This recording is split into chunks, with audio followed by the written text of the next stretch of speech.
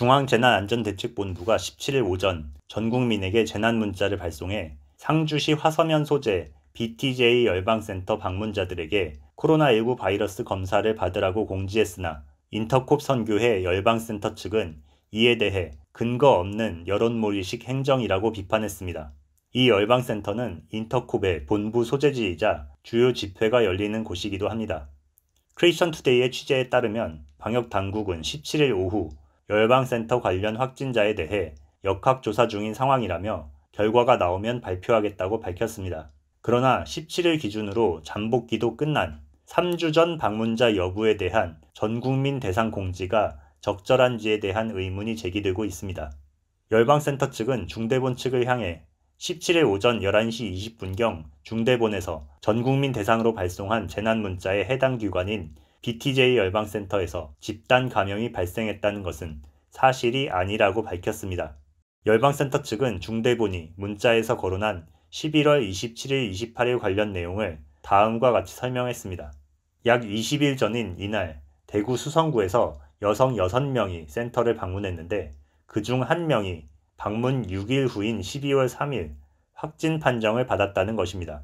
이들은 이에 당일인 12월 3일 오후 3시 30분경 상주시 문화예술과 및 상주시 보건소와 화서면 사무소에서 10여 명의 공무원이 센터를 방문해 담당자를 만나 확진자 포함 방문자 명단 및 동선을 파악했다며 이틀 후인 12월 5일 확진 판정된 여성과 밀접 접촉한 여성 5명이 전원 음성 판정을 받고 관련 확진자 문제가 종결된 것이라고 했습니다.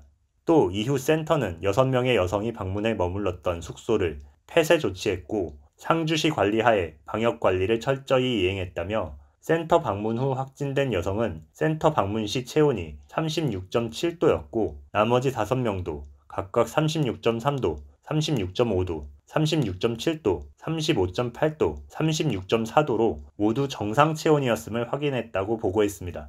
이들은 이와 관련 BTJ 열방센터에서 다른 감염 현상이 진행되거나 전파된 사례는 일체 없었다고도 했습니다.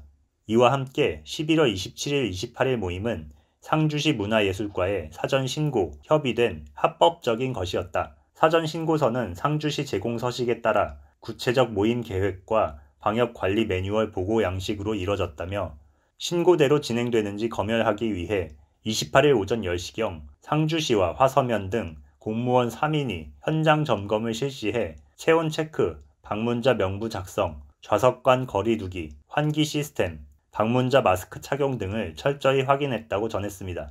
센터 측은 이미 3주가 지난 방문자들의 확진 후 종료된 1명을 문제 삼아 본 센터에서 확진이 된 것처럼 전 국민에게 문자를 보낸 것은 비과학적 방역 대응이자 무책임한 행정이라며 16일 상주시로부터 11월 27일, 28일 모임 방문자 제출 요구를 받았고 17일 오후 2시 방문자 명단을 제출했다고도 했습니다.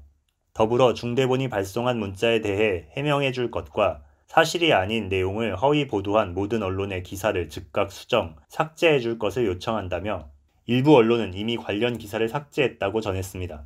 한편 열방센터가 코로나19와 관련해서 구설수에 오른 것은 이번이 3번째입니다. 지난 5월 22일 코로나19 의정부 확진자 중 1명이 이곳에 방문했으나 관련자들은 전원 음성 판정을 받았습니다.